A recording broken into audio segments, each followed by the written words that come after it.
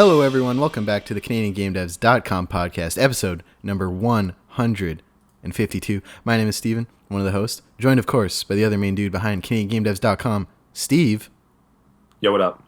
Hey, Steve. How's it going? It's going pretty good. Sports are back. Although they probably I did watch the baseball game. They probably shouldn't be back, though, but they're back.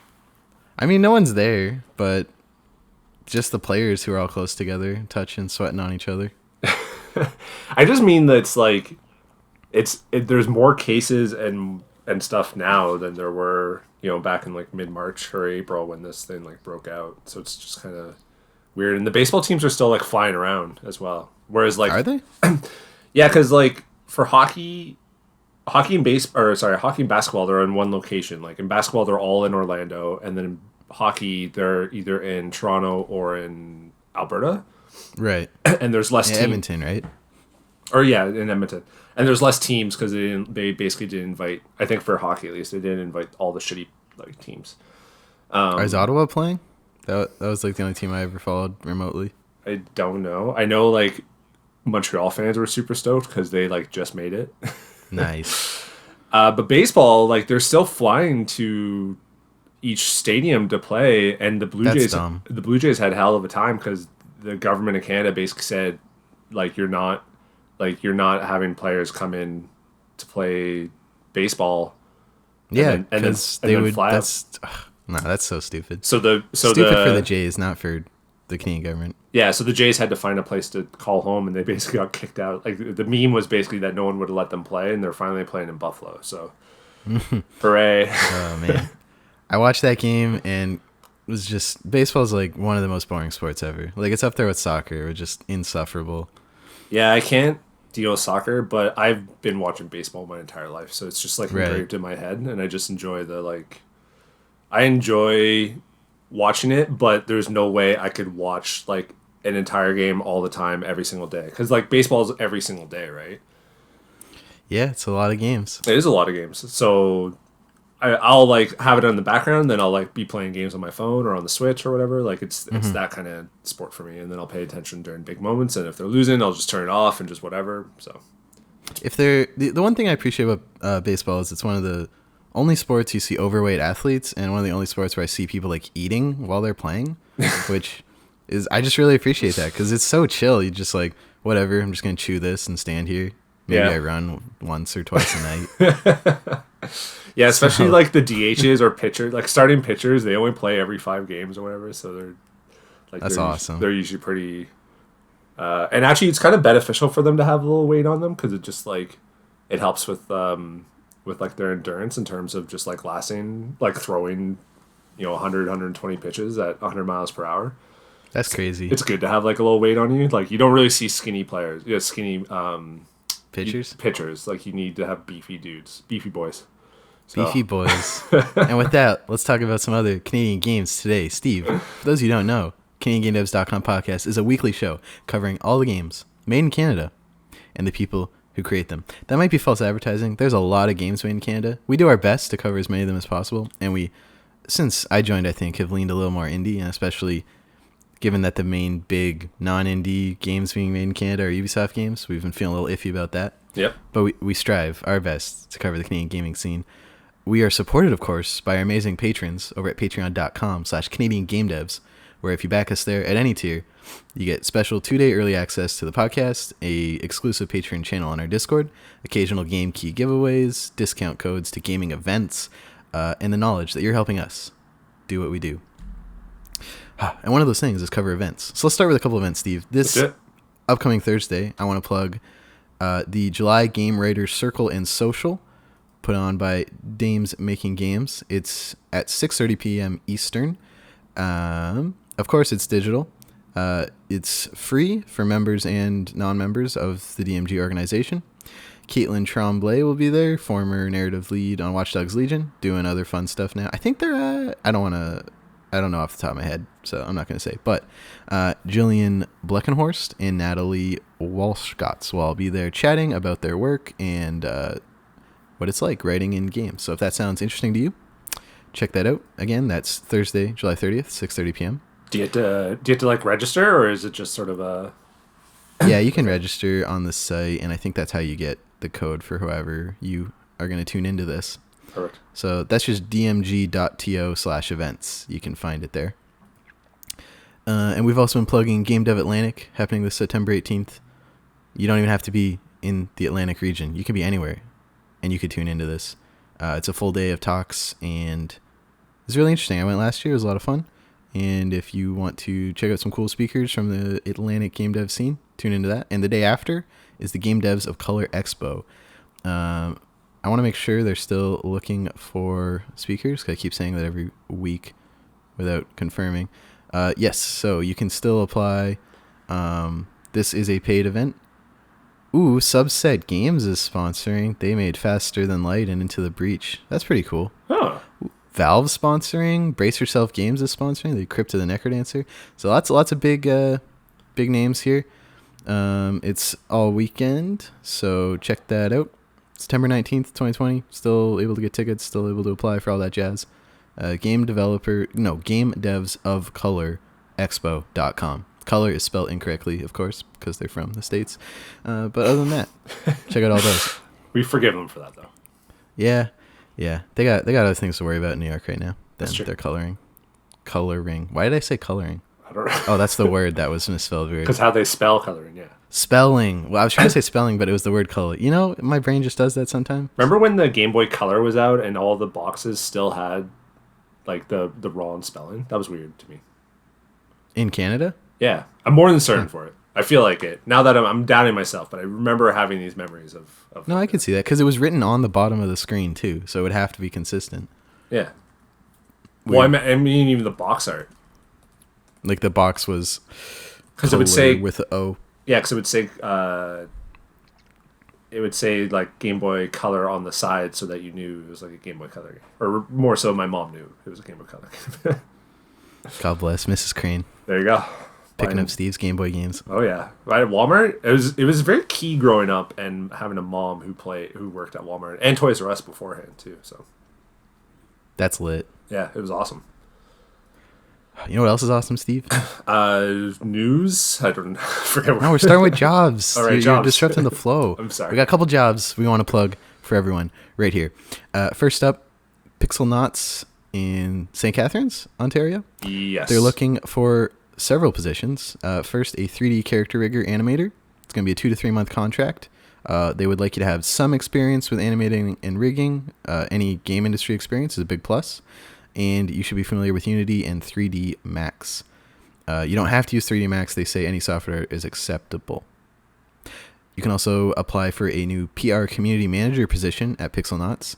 They're working on an unannounced game and are looking to release in 2021. So they want someone to join the team to manage their social media, mailing lists, Discord, help develop marketing and release plans.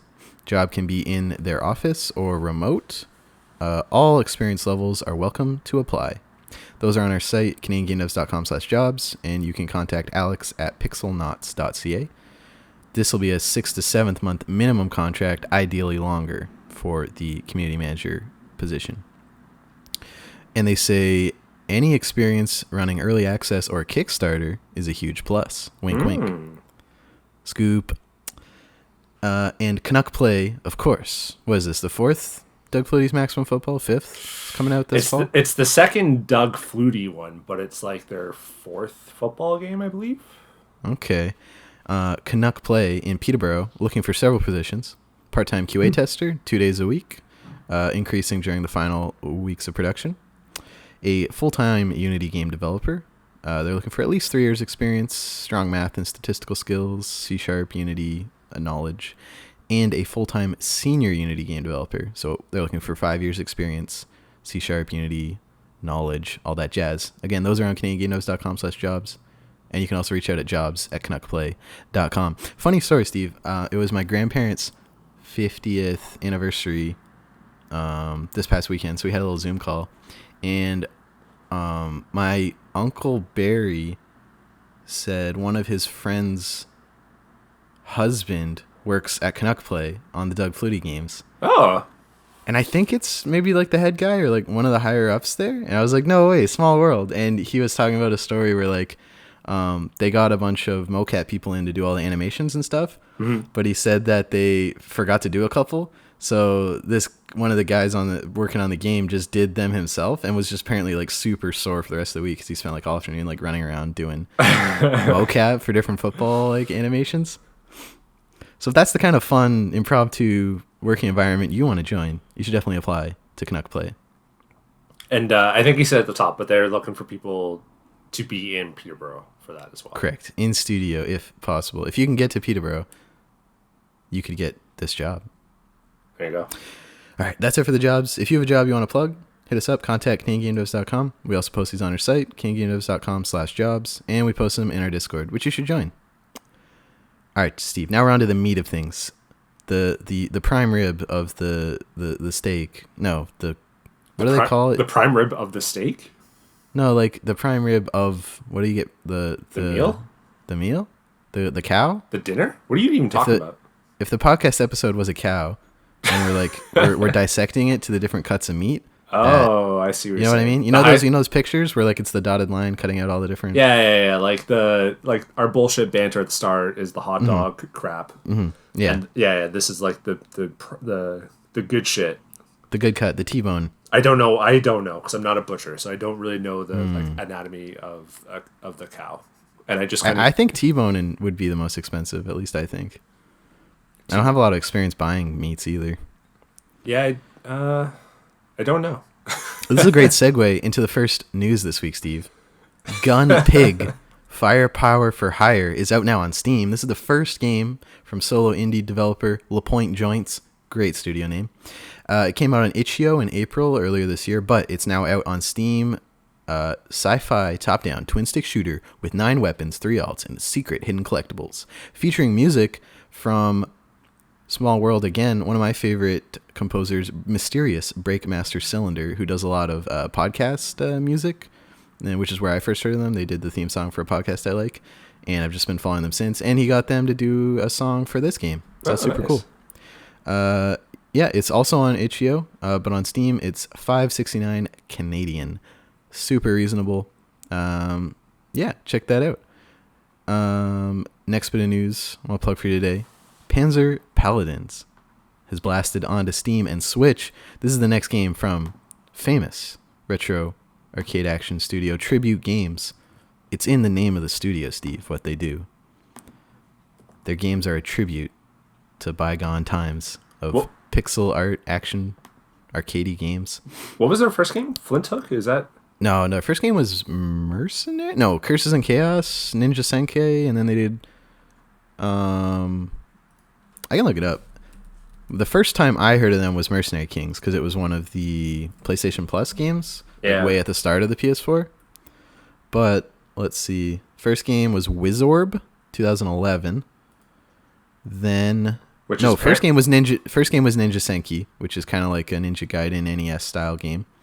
In 2010. Then they did Wizorb, Mercenary Kings, Curses and Chaos, Ninja Senki DX, Flint Hook, Panzer Paladin. That's 10 years this year. Oh, nice. Congrats to them. Wizorb is somehow in my Steam library. I had no idea. That's awesome. It looks good. All their games are great, and they're all very, despite being like sort of retro style across all of them, they're all very different, both mechanically and in their style. Like Mercenary Kings has more like realistic, not like more detailed character sprites, whereas like Ninja Senki, for example, is like very much NES, super basic sprites, you know? Yeah. And Flint Hook is gorgeous. I love Flint Hook so much. Oh my god, everyone should play Flint Hook. One of your old vintage pick of the weeks when we were still doing that. Ah man, Flint Hook's great. Highly recommend. If you enjoyed any of those games, you should check out Panzer Paladin. It's on Switch and it's on Steam. Steve's been playing it, but we'll talk about that at the end of the show. I didn't play that much, but I still, like, from what I did play, I highly recommend it. Give it a shot. Add it to your wish list if it's not already there. It's $22.79 on Steam right now. I think a similar price on Switch. But we'll talk about it more later on. But it's pretty dope so far. Next bit of news. Game I hadn't heard about. Just randomly stumbled onto it on our Twitter feed. Rest VR. It's coming out this week on Steam. This studio, Shaftesbury Lucid Inc., have mainly worked, as far as I can tell, on TV shows like Murdoch Mysteries, Frankie Drake, and Camilla. but this is their debut game. It's a sci-fi horror VR game. You play as Andy Bishop, an engineer who wakes to discover a terrifying mystery unfolding in his home. It's available July 28th. And all these trailers are super whack, and the game look like spooky. I'm definitely getting the sci-fi horror element of this. It's like lots of space station hallways, really dark, blood on the walls. I'm interested. I don't have a VR currently for my PC, so I wouldn't be able to play this. There is a demo as well, so there you go. You got a VR and you want a free demo for a cool sci-fi horror game? You should check that out. This looks awesome. Like, VR works so well. I'm adding it to my wish list, actually, if you want to play the thing. I'll play the thing. VR works so well with horror games as well. Like, Resident Evil 7 was so much fun, and I don't think I really played that many more horror games or scary, like, thriller games or whatever on VR. So it's cool to see this. I don't have PSVR. I don't have Steam VR. Like, it's not on PSVR, is it? No, I don't believe so. Maybe it's coming, but I don't have a VR unit anymore, so I can't. But I'll wishlist this to help out the devs. That's what we're here for. Looks pretty dope, though. I'm enjoying it. Rest is spelled WREST. What's the... Is that the monster? The little logo? It looks almost like a Slenderman monster-y thingy. Yeah, you're right. I wonder, is that what it is? What's the story here? Let me do you want to do your movie voice? I'll do the movie voice.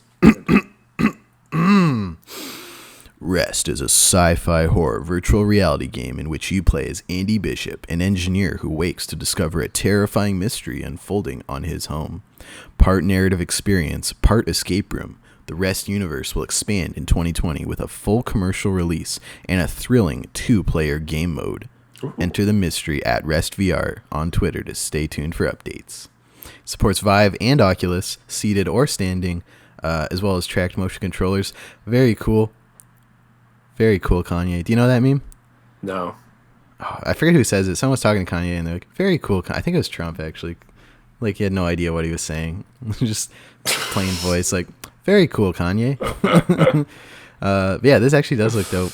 And you need either a Vive or an Oculus, obviously, to play. But I love that they still let you buy it. Because, I mean, they can't check. Yeah, that's true. I guess, like... I guess it just has to, is there a warning that, well, I guess there's like a notice requires one of the following things. So like they warn you, but they're never. They do. Can't you refund anyways though if you don't? You can, yeah, within 2 hours of playing, or less than 2 hours of playing, I think. Yeah. So, anyways. Cool. Check out Rest. Next bit of news today, announced during the pre-show to the Xbox Games Showcase, Coco Cucumber Co. has revealed their 4th game, Echo Generation. Coming 2021 to Xbox Series X, Xbox One, and PC. Sorry, Steve. No PlayStation, it looks like, yet. That's okay. Echo Generation is a turn-based adventure game about a gang of kids investigating supernatural occurrences while battling monsters and mechs to save their small town. I'm just going to say, huge Stranger Things vibes is what I picked up from this trailer. Coco Cucumber previously partnered with Xbox for their last game, Riverbond, which is on Xbox Game Pass in 2019. You can wishlist it on Steam now, and I think I actually did this in our wishlist list, so don't do it yet. Give us about gorgeous. 20 minutes. Yeah, give us 20 minutes, then you can wishlist it. It looks okay. So it's Riverbond, which we talked about a lot last year, had this very blocky voxel art style, but this game's kind of mixing that a little bit because the grass looks like kind of like 2D sprite-ish, but all the characters are a lot more defined and it's still voxel, but it's not as like blocky as like Donut or Cucumber, like the characters in Riverbond. Yeah. Hold up, is this a turn-based RPG? Yes. Holy Weren't you listening when I did the description? I'll be honest, I wasn't listening. That's fair. Are you looking at the trailer now? I thought it was more... Yeah, I'm just watching the trailer. It's because I remember watching this trailer because this was during the Xbox event or whatever. I don't remember seeing this, like, battle system. The combat? Yeah, it looks cool. Like, there's sections where you're obviously running around and then the camera changes to be kind of cinematic, but once you get into combat, it's turn-based. Yeah, I thought it was going to be more of an adventure-y thing, but this is dope. Good on them, because, like, you know, they had Planet of the Eyes, which was like a Limbo kind of game, and they had Riverbond, which was more pixel, like basically Minecraft Dungeons before Minecraft Dungeons was out. And better. and better. And this is different as well. So it's cool that they're kind of stretching out their skills a little bit. I'm sure it'll come to PlayStation eventually, but it looks pretty dope. Maybe not. I mean, if Xbox is footing some of the bill for this development, it might be a Cuphead situation where like several years after, but maybe we'll see. I did decide that I will be getting an Xbox anyway, so which we could talk about during our the one segment. I forget what we call it. Which I'm hot topic. Yeah, which I'm assuming will just be about the Xbox event. I have a couple opinions about the Xbox thing. Yeah, we talked about the PlayStation event, so I feel like we should talk about the Xbox. All's fair in console wars. Yeah, Echo Generation. Check it out. Speaking of awesome games developed in Toronto, Star Renegades got a release date finally, coming to PC September 8th, 2020. And they say Xbox One, Switch, and PS4 later in 2020. There's not many months after September, so maybe like a November, December dealie. Star Renegades, of course, won an honorable distinction at the 2020 Ubisoft Indie Series competition. Judges said it had a, quote, polished, clever, and innovative combat system with a unique mix of roguelite, JRPG, and strategy game elements. It's being published by indie publishing powerhouse Raw Fury, one of my favorite indie publishers on the planet. They're also publishing another Canadian indie, Backbone, so they're dipping their toes into the Canadian game dev scene. Nice. Good, as they should. Raw Fury. As they should. There's too much talent here not to. So September 8th on PC, Star Renegades, strategy RPG about outsmarting AI-driven adversaries, forging friendships, and toppling galactic empires spanning over multiple generations. You can join their Discord, discord.gg/massive damage. Oh, what's the rest of this? It's cut off. Inc. There you go.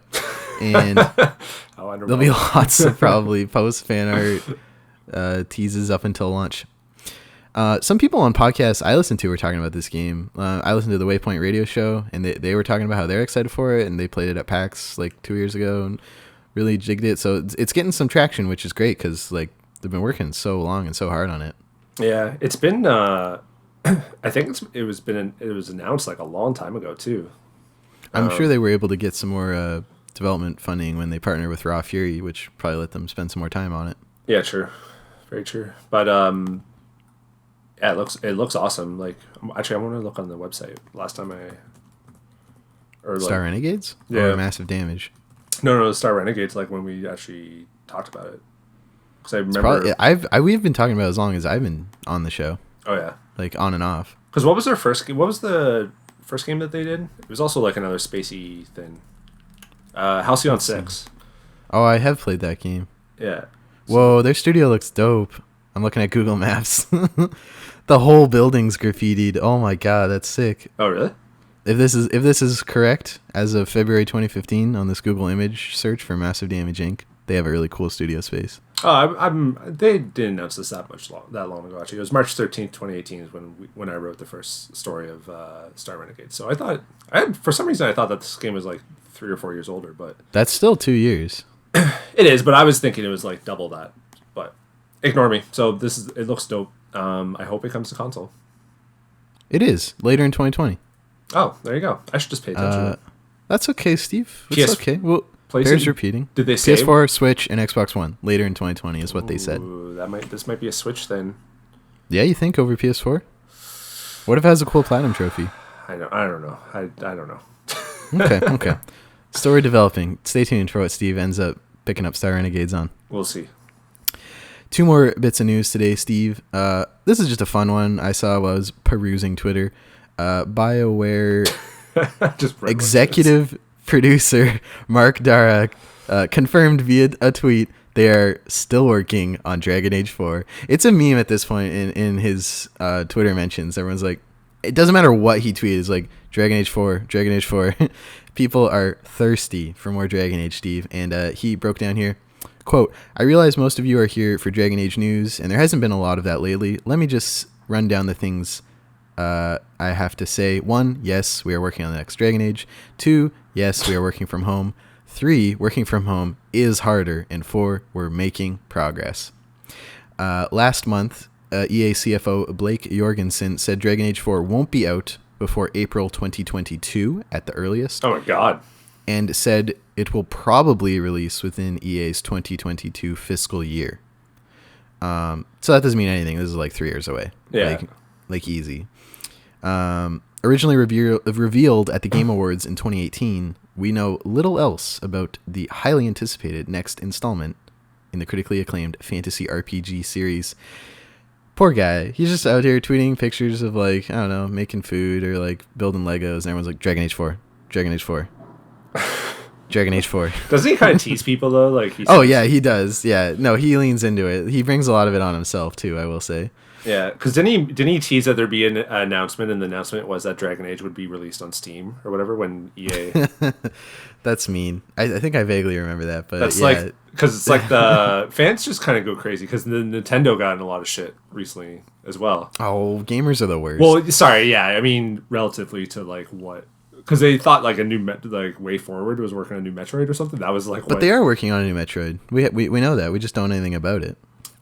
I think people, because what they say? They said that there would be a new Way Forward would show off a new game.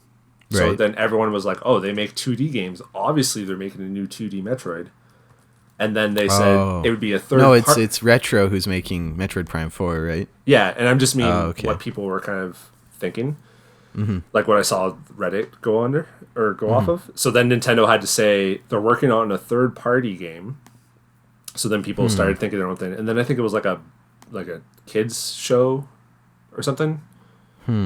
Is what ended up happening, like a Ben 10 situation or something. I don't know. I'm butchering what actually happened, so ignore me. Okay. Dragon Age 4, you'll play it in 3 years. I won't. Other people will. And it won't be great.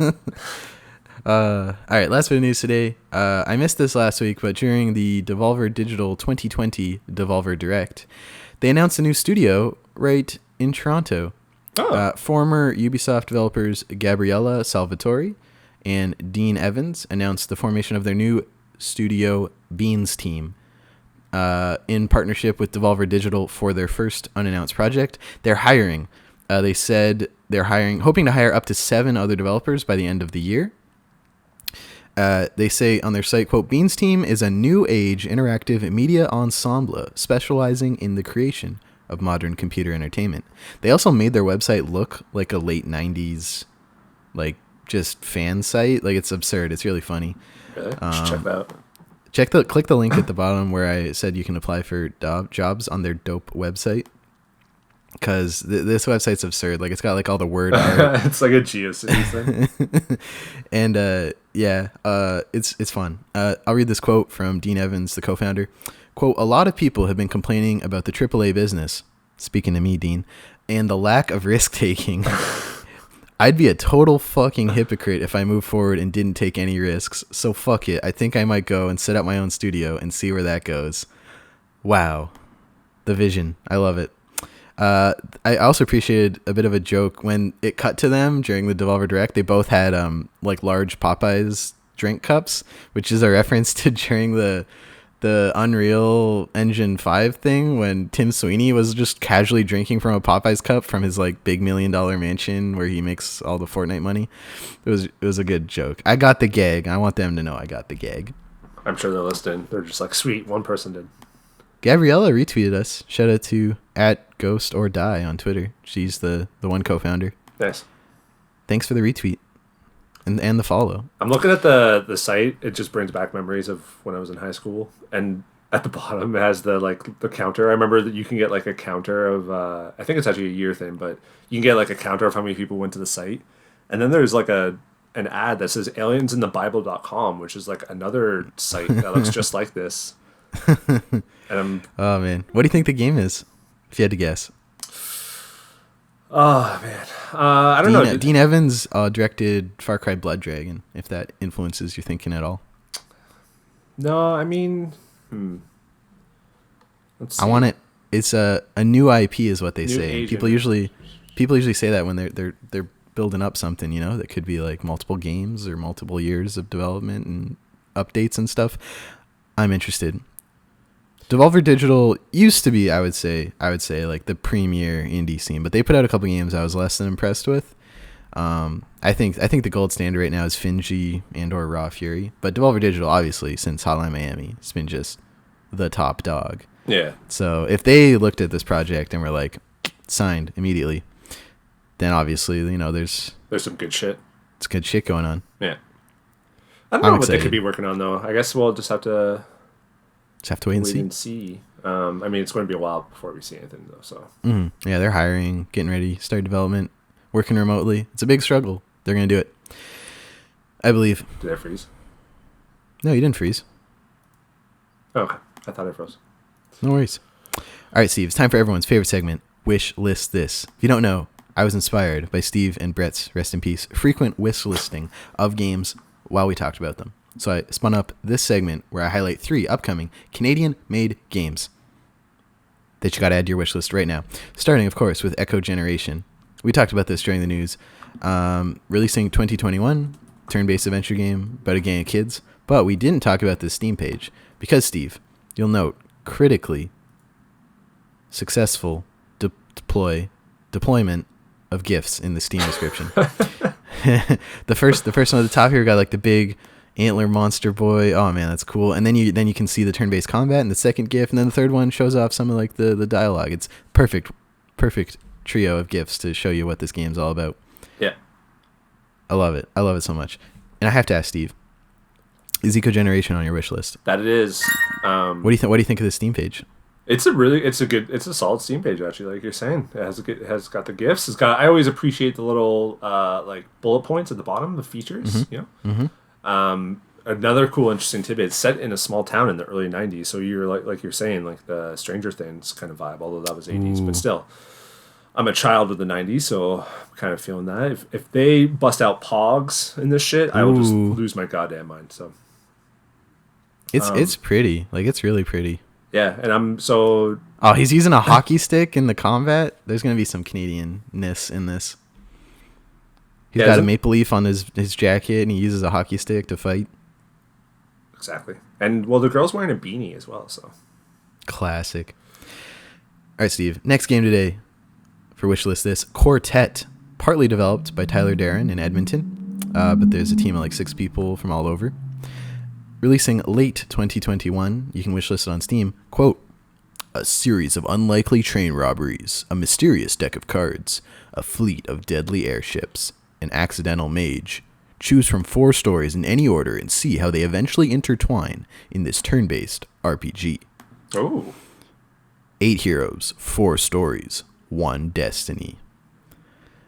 So, this is from Something Classic Games, LLC, which is a bunch of developers from all over. No gifts in the Steam description, but, they have over a year till it comes out. It's time to boof.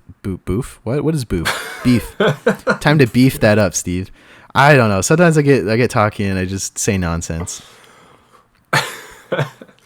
Boof is like when dogs is a boofer, That's where that's from. Is it? I thought that was a word you just made up. No, boofer's a meme. There's that one meme where like it's a video and it's like that guy talking really fast, and he did one for snakes that was like actually used in an ad for like that like brainstorming software where like you have all the connections. But then he did one for dogs, and he's like, a dog underwater is a subwoofer, and it's like anyway, if you know, if you don't, I just wasted some of your time, but It's a good meme. What do you think of this Steve page, Steve? The Steam page itself can use some work. Obviously it's a turn-based RPG, and it looks like straight out of the SNES generation. So it's got my attention, but I want to see. They don't even have a trailer yet, so I want to see like some actual like footage of this. Because I'm seeing this like 10% AP, 40% AP, 25% AP. I guess there's like a AP percentage cost thing, but I just want to see how it plays out. But it's got my attention for sure. There's a Discord too you can join, so maybe they got some more stuff in there. But discord.gg/somethingclassic. I'm not a big fan of turn-based RPGs, but I like the idea of when you play different stories out of order and eventually like the characters cross over and everything sort of comes together at the end. I think is always really cool. Oh, then I can give you some RPGs then you can play.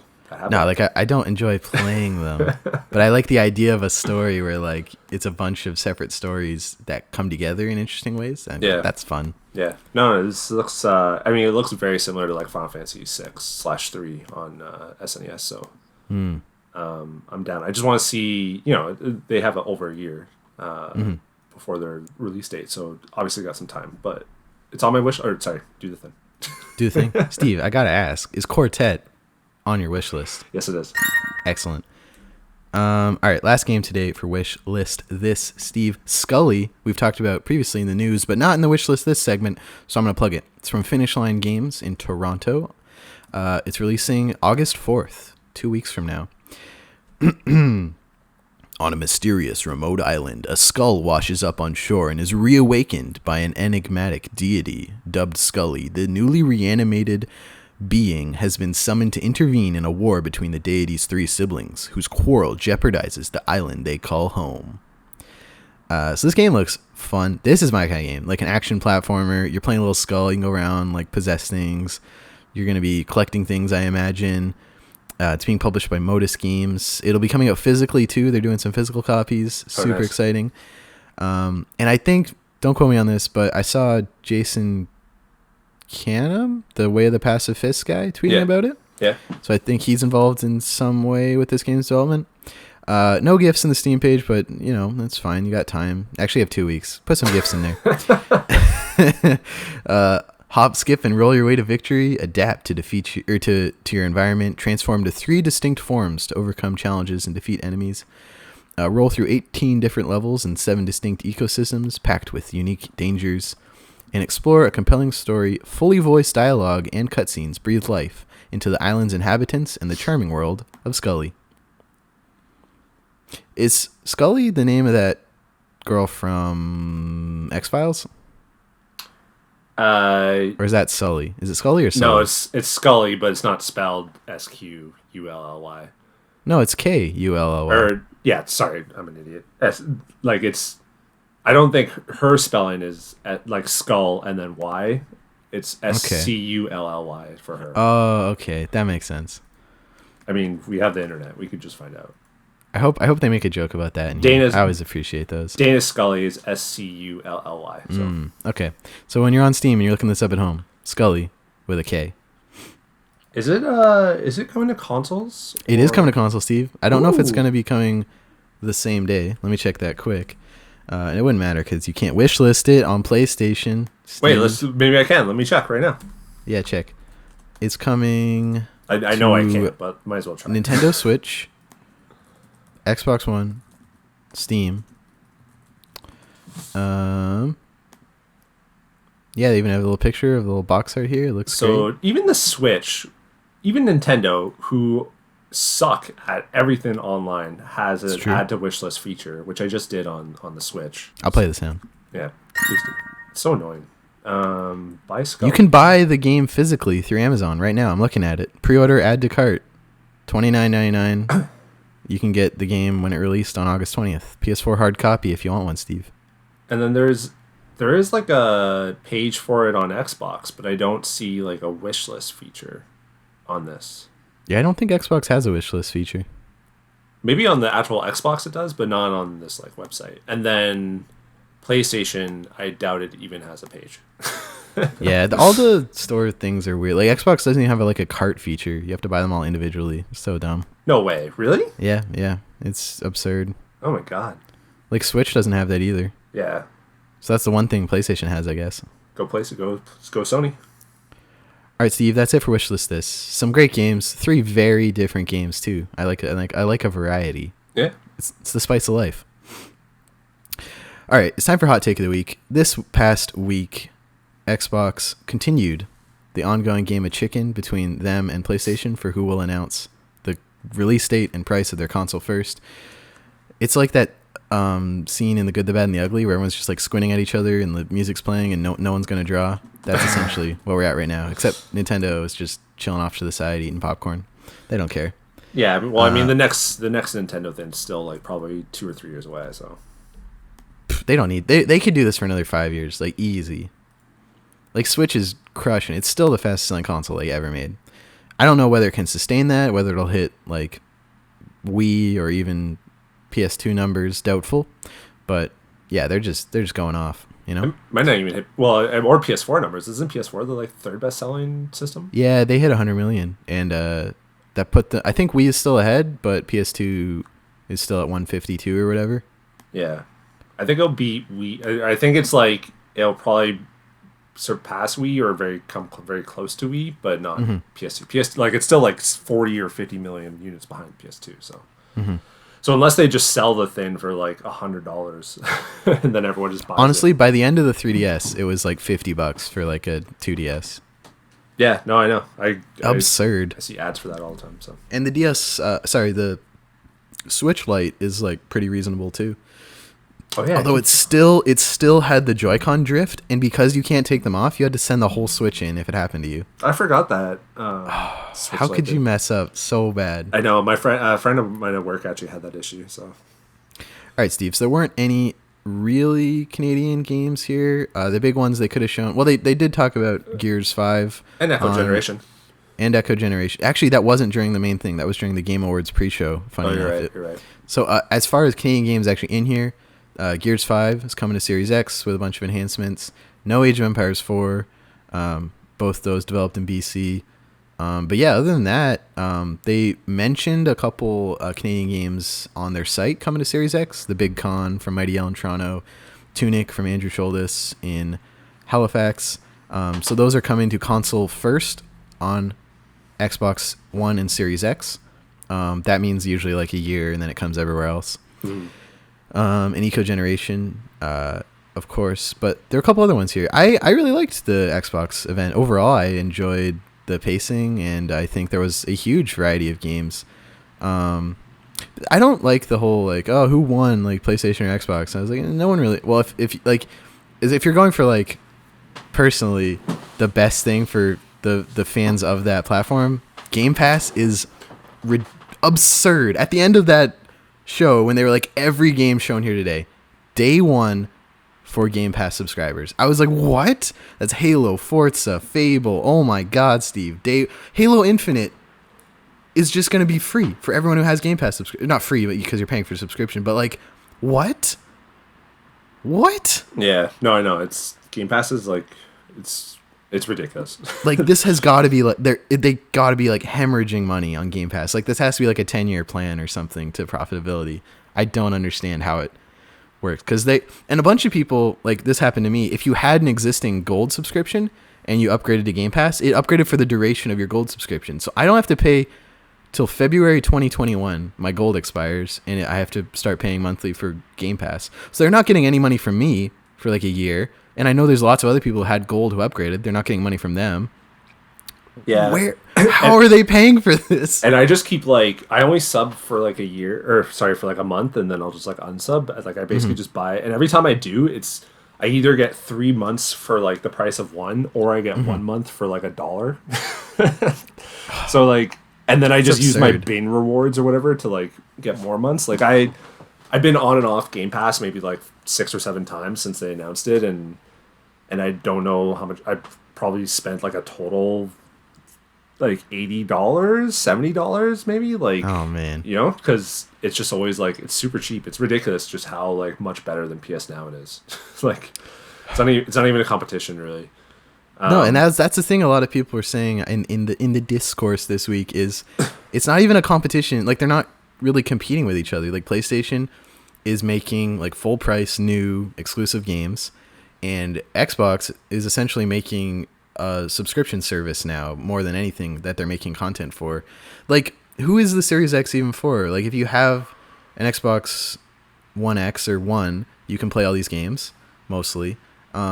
And if you have a PC with Windows, you can play a lot of these too, just through the $10 a month on Game Pass. Yeah. Like, I think they're positioning Series X more like they don't want to be the next like 150 million units sold. Like, this is just when you're done with your Xbox One in like 4 or 5 years, the next thing you get is this Series X, you know?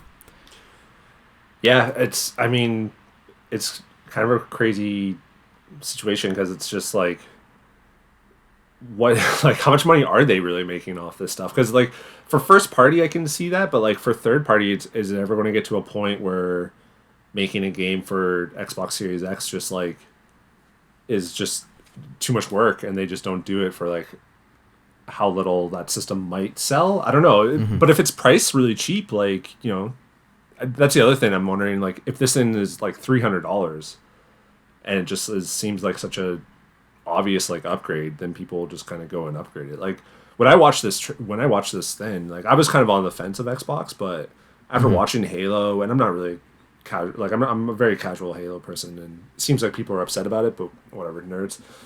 And like just State of Decay and just other things, I was just like, this shit is awesome. Like I can play, I could just get all these games for like, you know, $10 a month or whatever the hell it is, $12 a month. Like it's such a no brainer.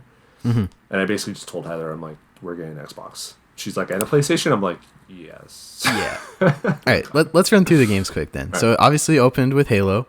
We got an exclusive or an extended look at the gameplay for the first time, and it appears to have.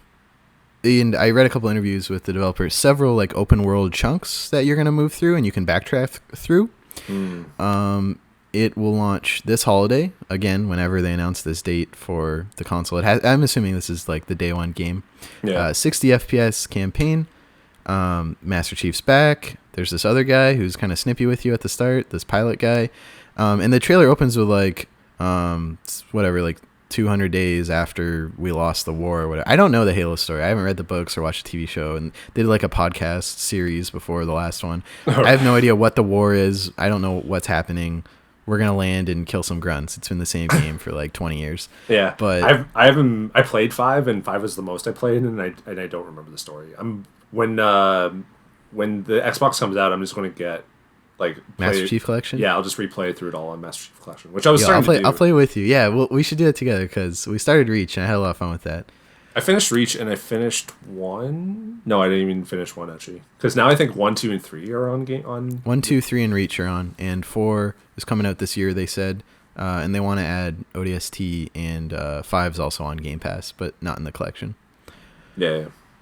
It looks good. I like the grapple hook. Every game should have a grapple hook. Name one game that wouldn't be made better with a grapple hook, Steve. I can't. You can't. The grapple hook just makes it better. You can like grapple to something or grapple and grab something to you. Like they grabbed an explosive barrel and like threw it at somebody. That's I like cool. that. And for an open world game, I think with a lot of like moving around, that makes sense to me. Yeah. Plus, you want like fun, kooky shit to do in an open world game, so that just like opens up stuff to that. I thought it looked dope. I don't know if you've been on like the subreddits or whatever, but people are like super upset with how this game looks. Yeah, the screenshots aren't, really stunning. Like it kind of looks like a mid 2010s game, like really. Yeah. So that was what people were a little bit upset about, but that is also because this has to work on Xbox One. So that's a bit of a handicap on what they can get out of it. Yeah. But yeah, I think I don't really care how it looks. Like it looks fun, and Halo's never been, well, like personally, like the most gorgeous game ever. No, it's always had cool art, but I don't know if it ever really like was amazing graphically. Like it just doesn't. The thing about Halo is it just needs to run super smooth. Like that was always FPS? Yeah, that was always the like dope thing about Halo, is just how smooth and like fluid it was. So if that just means like the game looks a little bit shittier, like whatever, I don't care. I'm gonna get this obviously because I have Game Pass, and I'm gonna play it. I'm excited. I'm gonna play it on PC, I think, because I don't know if I'm getting either console at launch. Next, they showed Forza Motorsport. Of course, got to be a car game. Sure. I don't really care. Yeah. It looked pretty. Is that day one or? No release date for. They said no. Sorry, it says here. I'm reading from Eurogamer. It won't make the Series X launch day. They confirmed. Yeah, whatever. And it's also not coming to current Xbox One. So this is a Series X and PC exclusive. Oh, interesting. Whereas Halo Infinite coming to Xbox One. Yeah. Then Rare showed off their next game, Everwild, the same week that they announced Sea of Thieves had hit like 6 million players, I think. So they're probably moving on from Sea of Thieves, which they'd been doing a lot of updates like every couple months, to Everwild. There's not a lot of details about it. It appears to be the concept is there's like magic and nature in this like fantasy world, and you're kind of harnessing both of them to do different things. I don't know what the conflict is. I don't really know a whole lot other than it looks really, really pretty. Yeah, and Everwild was the one game I saw a lot of people highlighting, like that's my like favorite game from the talk or the presentation. So I think there's a lot of buzz for this, and it's Rare. They've been unfortunately bound to Kinect games for a while and busted out Sea of Thieves, and now this. Excited to see what they can do with that next-gen tech, Steve. Yeah. Then they showed off some other first-party projects like State of Decay 3, which they recently purchased Undead Labs like 2 E3s ago. They announced that. Currently only announced for Xbox Series X. And it was like a cinematic CGI trailer. It was like this woman hunting a deer, and then the deer sticks its head up, and it's a zombie deer, and then you shoot it. I liked State of Decay 2. I played a little bit of it when I Game Pass and Xbox. And I'm a sucker for zombie games, and this one is just like a very like, it's sort of like The Walking Dead in the sense it's like now you just have to go live in a zombie world. Oh, the base building was my favorite. And then like if your base gets overrun, you can like scrounge some supplies, get out, find a new base, and start over. That was really cool. Yeah, like I just appreciate that where it's like there wasn't. I think there was a story, right, where it was the I forget what the type of infection was, but you're trying to find a cure for it or whatever. But, I don't remember. Yeah, I don't remember. Like that's the thing. It's not really a story-driven game. It's just like go survive the zombie apocalypse and go grind out and build a new house and shit. So I'm excited, but I'm assuming since they just showed a CGI thing, it's still like at least 2 years away. Also only for Xbox Series X. Then we got a look at the next game from Obsidian, hot off the heels of Outer Worlds last year. Which means they probably have 2 teams alternating, I'd imagine, at least. I imagine so, because they also announced Outer Worlds DLC, so... Yeah, that makes sense then. Avowed is a first-person role-playing game set in the same world as Pillars of Eternity. I know some people on our Discord who enjoyed that. So if you enjoyed that, which is more of like a top-down classic RPG, this is a first-person RPG. It's doing something different, but in the same world.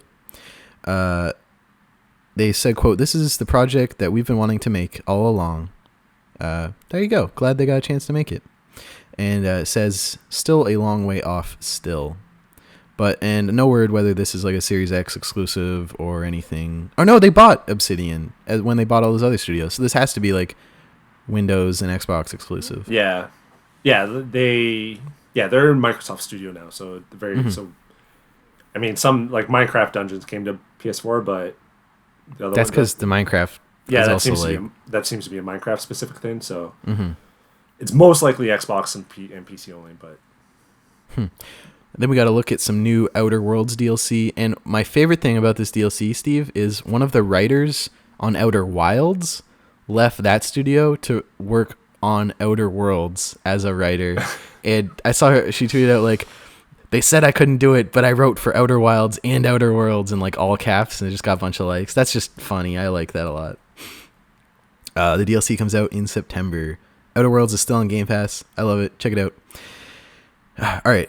Closer to the now, Xbox published Tell Me Why from Life is Strange developer Don't Nod, who just opened a studio in Quebec. Canadian angle here.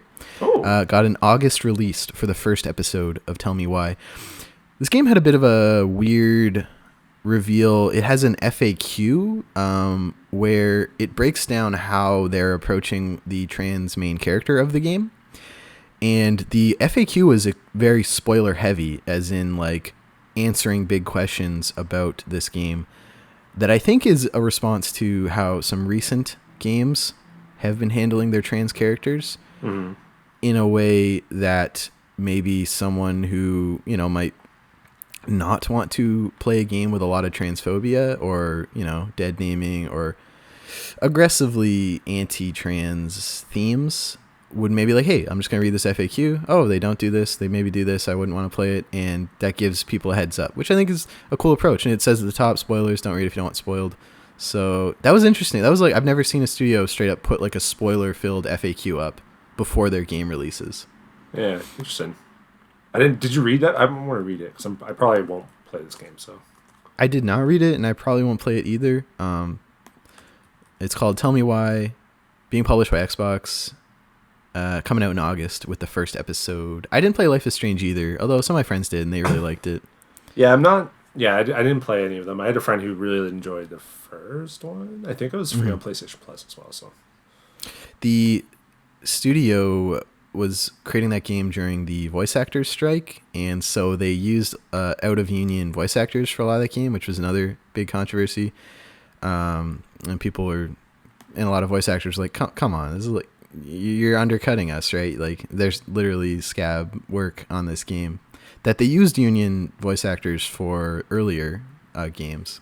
So that was another little controversy here. But yeah, Don't Nod's expanding with that Quebec studio, so they're doing really well. They have like 3 projects announced. Like, one of them was at the PlayStation event, that one like first person one with the like Japanese arches, and I don't remember the name of it, but yeah, they got a lot of projects on the go. Mm-hmm.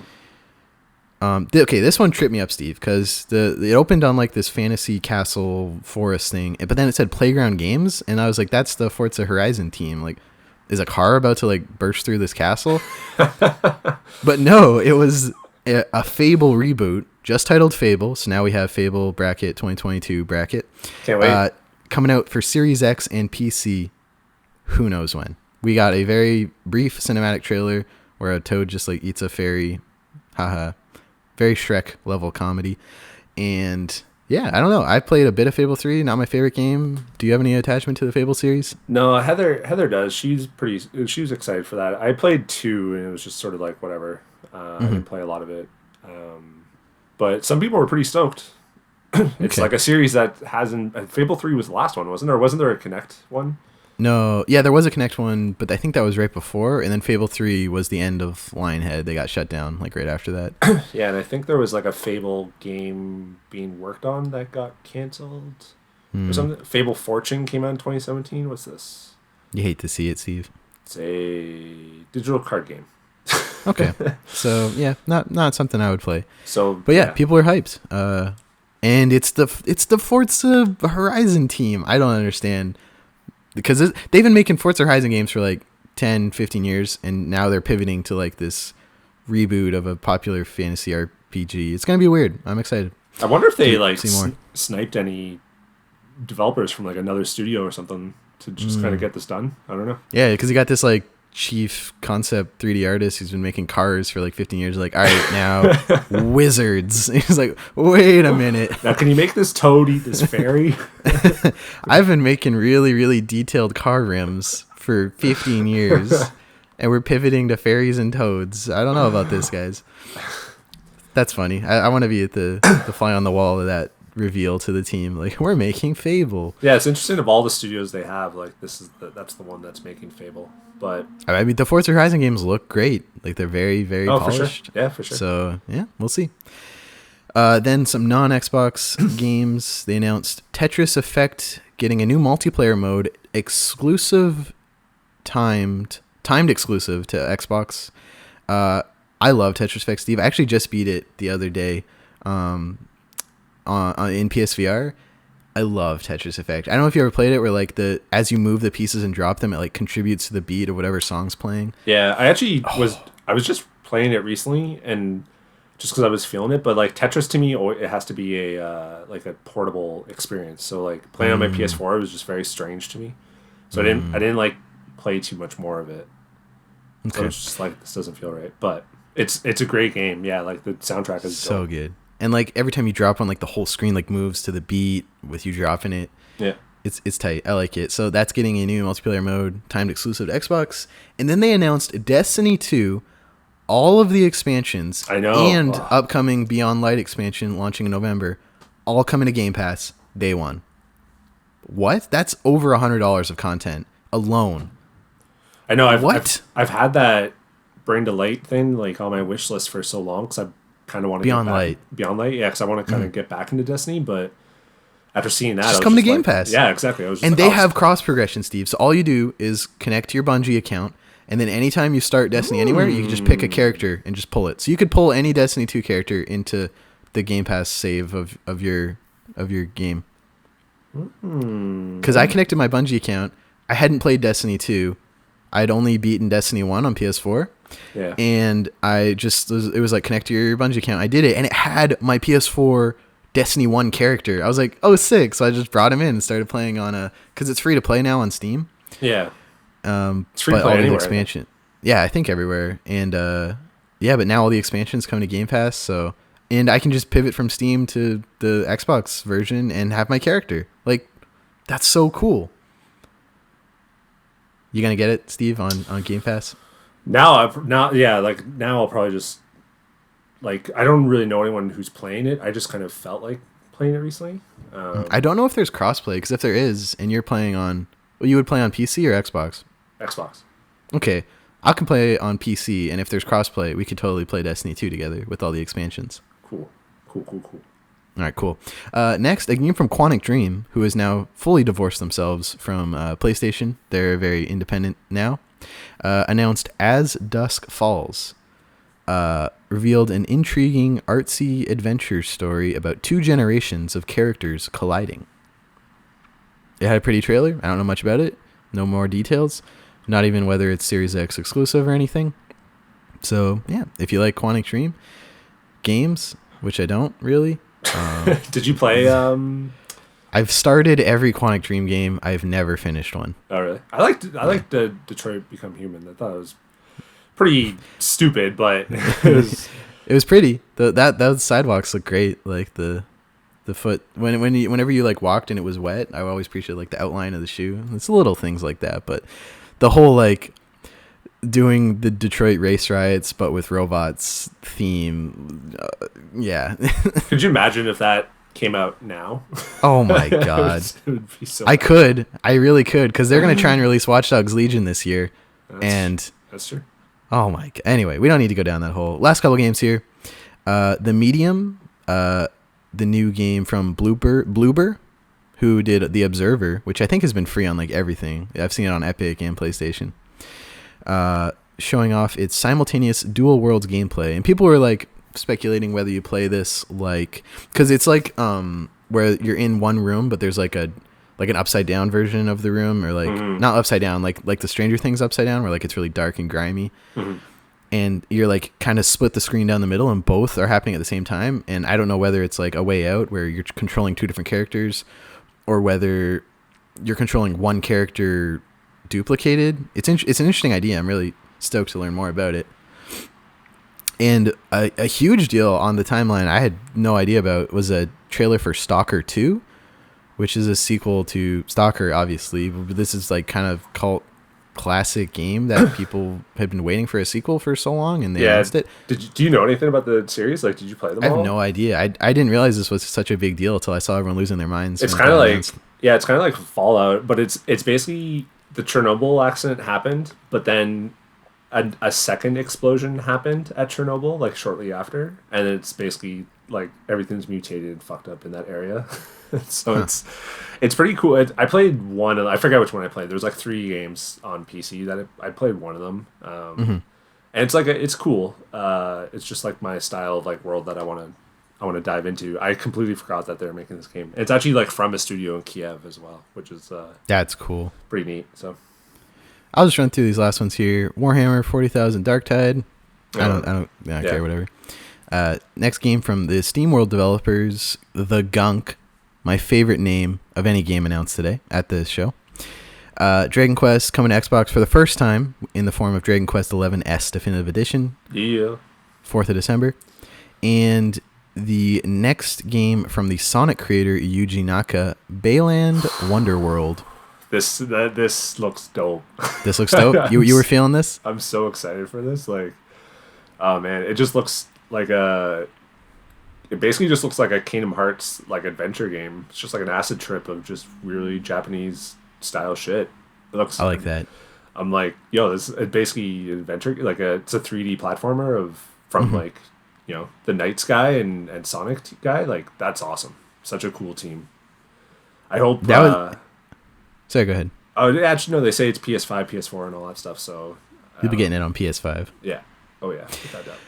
And with that, they wrapped up the show, and no release date, no price, nothing. It's didn't they do Psychonauts? Oh yeah, there was a Psychonauts 2 trailer in there, and those sneaky bastards in the YouTube description announced that it was coming 2021. Oh. Yeah, I'm a bit bummed. That's okay though. I'm not upset. Yeah, Jack Black sings the theme. That's great. I love Jack Black. Yeah, okay, yeah, that was everything in the show. And yeah, hypothetically, allegedly, these consoles will be purchasable within the next 3 to 4 months, probably 3 months. and there's no details, anything. Like it's ridiculous at this point. I just want to just pre-order it. Like I just want to fucking put my money down and just like. How bummed will you be, Steve, if the pre-orders are so scarce you don't end up getting one? If I don't get a PS5, I like it. I don't know. It's the year's just a wash. Yeah, I don't even know. Like, what kind of man am I to my daughter? Like, I have to tell her like I couldn't get her the PS5. Like, she'd be so devastated. Oh man. I hope that's not the case. That's why I just want it to happen, so that if I can't get a pre-order like an EB Games, I can adjust myself accordingly. So set your expectations. Yeah, but I mean, after watching all that stuff, like I was pretty on the fence of getting Xbox. But after watching that, I was just like, you know what? Fuck it. I'll just buy it. Like, whatever. It was a good show, and Game Pass is phenomenal. Yeah, I mean, Game Pass alone, I was like, if I could just play like an hour of Halo, more than an hour. If I could play 5 hours of Halo a month, then it's worth it. So I'm sure I can do that.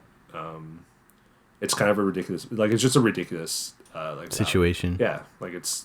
And Sony really needs to step up their shit with PS Now. PS Now is just like they don't care. Like they're not competing with each other anymore, you know? I know, and I'm afraid that like by the time they do care, because like they don't care because they're just winning the generation or whatever. But I don't want it to be too late by the time they do start to care, that like they miss out on like timing and good shit. I don't know. Like, I don't care how Sony does in terms of just, like, their stock price or anything like that. But I just mean, like, I don't want them to, like, miss the boat on this thing and miss out on, like, some sort of partnership or cool thing or something just because they're, like, they got their head up their ass and just being like, oh, fuck, we sold 110 million of these things. Why do we need to fucking give away Ghost of Tsushima for free when, like, if, 1% of people buy this game, then that's, like, over 1 million copies, so... And it was the fastest selling PS4 IP. That's the thing too. Like they're just like, why would we put this? Why would we have a Game Pass thing when like we just released the like fastest selling new IP of this on our console? So the numbers aren't really. I don't think the numbers are committing to them just yet that they need to like improve PS Now or whatever, because they're just like, no, Last of Us 2 and Ghost of Tsushima were just their two biggest successful games. And I think for them that works. Like, I am only interested in buying a PS5 if I can only get Ratchet and Clank and the next Spider-Man on there. So like that works. Whereas like with Xbox, I'm like, shit, if all of these are on PC, why don't I just upgrade my PC? I can still get achievements, play Xbox Live with my friends. Like, I don't have a reason to buy a Series X, but I can't play the new Ratchet and Clank without a PS5. Yeah, no, that's true. That's a good point. All right. That's it for Hot Take of the Week. I'll make the thumbnail a little Xbox, I think. Maybe the little Master Chief, just giving a thumbs up or something. I like that. Let's talk about what we've been playing, Steve. This week, I've been playing more Ghost of Tsushima. I played a little bit before work, a couple days this week. I don't know. I've talked about it on the show before. It's really pretty, but I'm really not feeling a lot of the mission design. Combat and all the vistas are my highlight.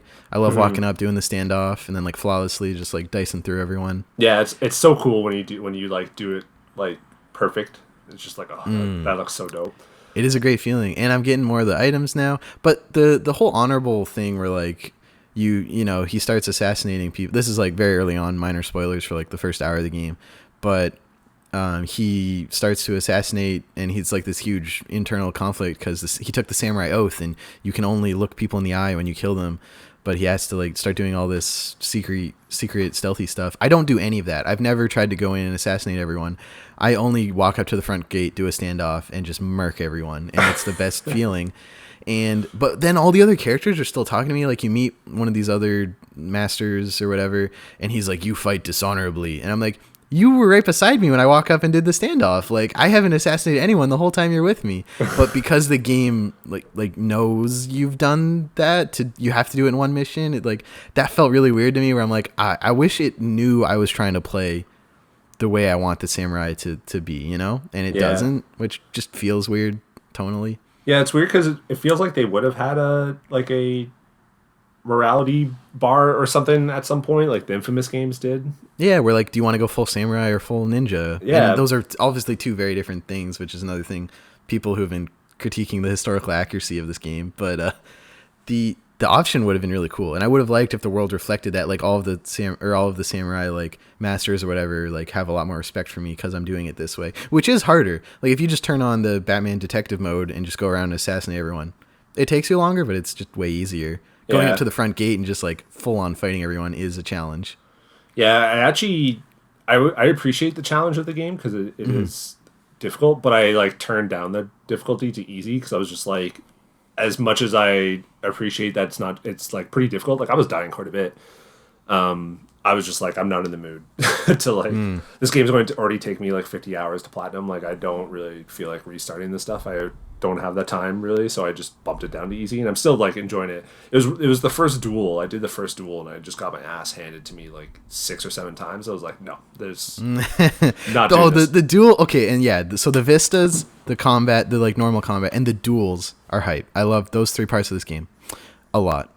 Because I am enjoying parts of it, and I don't want to be all negative on it. And it is partly my fault for playing it right after Last of Us 2, which just set an unprecedented high standard for like facial animations, like detail in the environment, because it's obviously like a very linear game. And like coming right off of that to this, like all the characters feel very stiff, and it's not as beautiful as The Last of Us 2. So in that way I was like, oh, that's kind of a bummer, but yeah, that's obviously not its fault. When you're up on the mountains and you look over in all the boats and the big like, is it a volcano? There's like mountains in the background. It looks great. Yeah, because this game was supposed to come out before Last of Us 2, wasn't it? It was. Yeah, it got delayed. They all got delayed a bunch. And I went back and watched that first reveal for the game where it's like at the Golden Temple and all the leaves are falling and you do that like sneaky stealth mission. You stab the guy through, which I haven't seen yet. I don't know if it's in this game, but you know, like the paper walls and doors. He just like grabs the guy through and like cuts his throat. And like, I haven't seen that yet. So maybe it's an upgrade you get, but I'm also would totally believe that there was features in the reveal trailer that didn't make it into the game. And then you do that final showdown. And as far as like reveal trailer to final game, I've seen some really bad ones. And Ghost of Tsushima, pretty close. And I think that's cool. Yeah. I also played some Apex.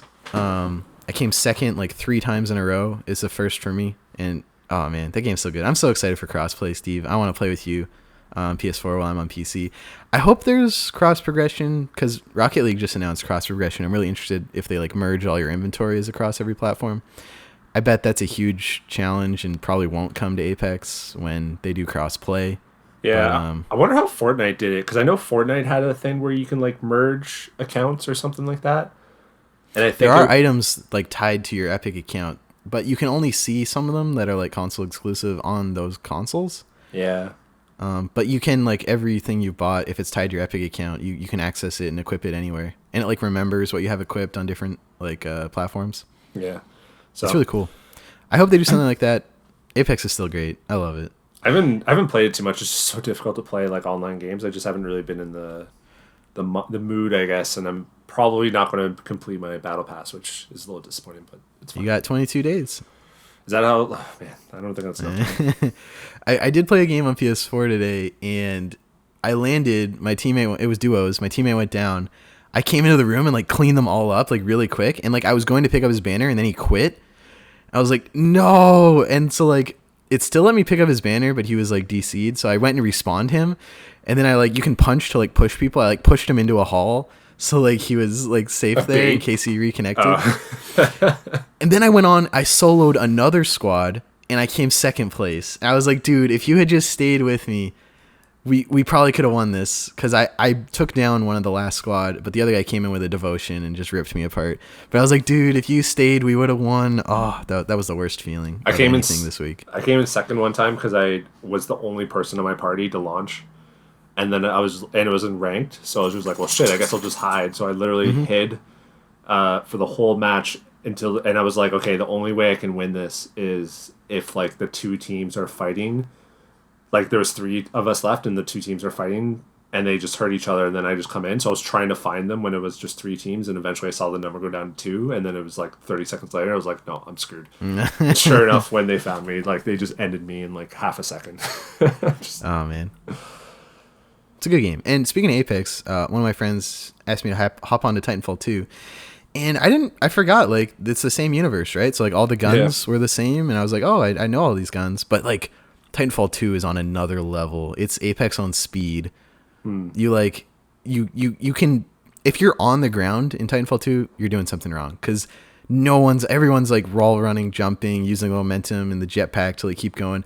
And people are getting kills in the air, like, sticking me with grenades while they're in the air. Like, holy shit. All the people still playing Titanfall 2 at this point, like 5 years later, are just incredible, and I just get obliterated. Makes sense. It's a great game.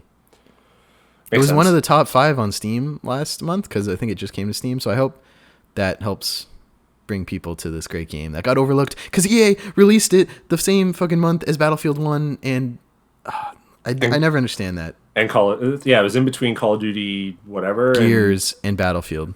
Yeah, so like, but like Gears and Call of Duty, whatever, that's competitors. But releasing 2 highly polished story with some multiplayer component first person shooters within like a couple weeks of each other, stupid.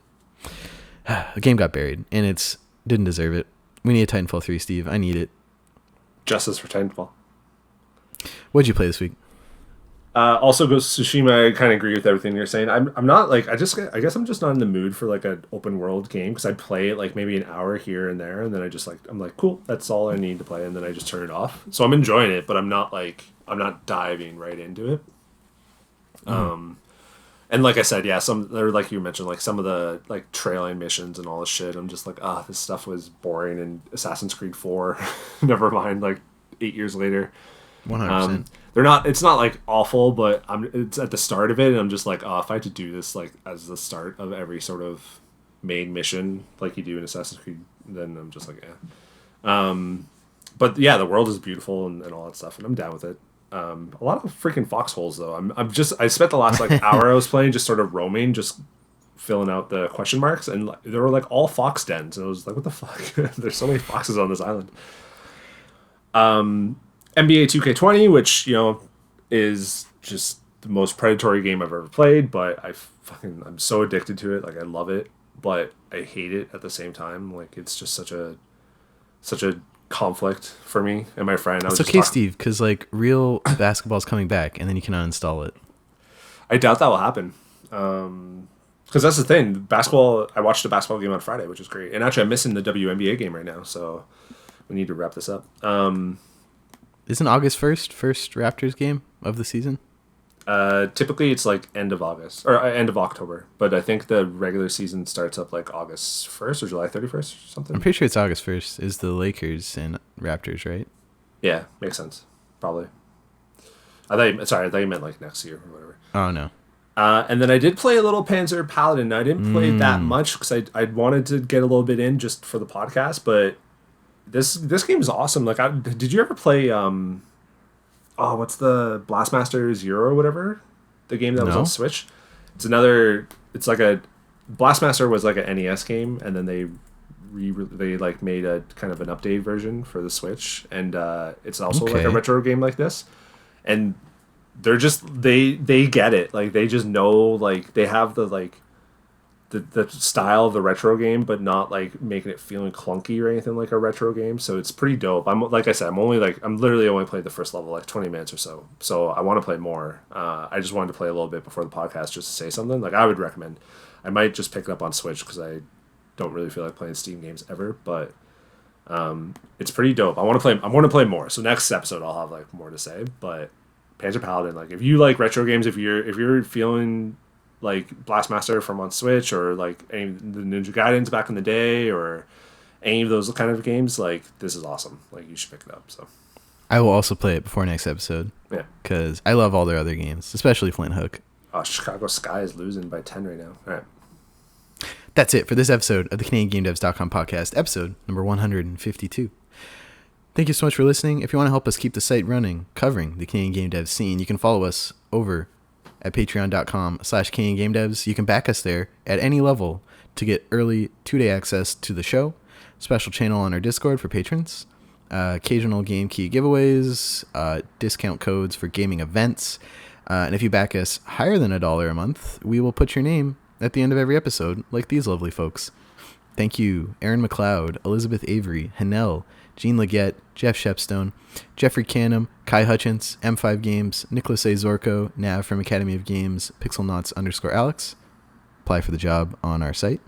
Slaughter Neko, and Stacy H. If you're listening on Apple Podcasts, would you consider leaving us a review? We'd love to take your feedback. If you're not listening on Apple, you can send us any feedback you have to contact@CanadianGameDevs.com. If you like the episode, share it with someone. Maybe someone you know who's interested in the Canadian game dev scene. We're getting a lot of people joining our Discord. If you want to join us there, lots of people from Canada and around the world who are interested. Our Looking to Collab channel is blowing up. We're having lots of people connecting. Might be some games starting up, developing. Very cool. Mm-hmm. If you're looking for people to work on a game with, or ask questions about game development, or show off what you're working on and get feedback, our Discord is the place to do it. All right, Steve, that's it. Thanks for joining me for this lovely hour and 20 minutes of discussion. Where can people find you on the internet? Stephen O'Crane on Twitter and Instagram and various places. You could see me post photos of my daughter, who is super Yeah, you had a good one this week, Steve. Yeah, that one where she was holding the controller. Was that a PS3 controller and you had the PS4 controller? Yeah, because she always wants to grab the PlayStation controller, because that's what I'm always holding. So we gave her my old PS3 controller. Amazing. Such a good photo. But sometimes she still wants the PS4 one. She just wants the one that I'm playing. So, and she had a cute smile. So it's good times. So if you like babies and sports and stuff, you can follow me there. But go to CanadianGameDevs.com. That's where I want you to go. And you can follow us on Twitter @CanadaGameDevs. Couldn't fit the whole thing. We're also on Instagram @CanadianGameDevs, Facebook.com/CanadianGameDevs, Twitch.tv/CanadianGameDevs. And you can follow me @Stephen Riley, StephenRilly on Twitter and Instagram. Thank you so much for listening. We hope you have a great week. Stay safe. Enjoy the return of all the sports. Yeah. And we will talk to you next week.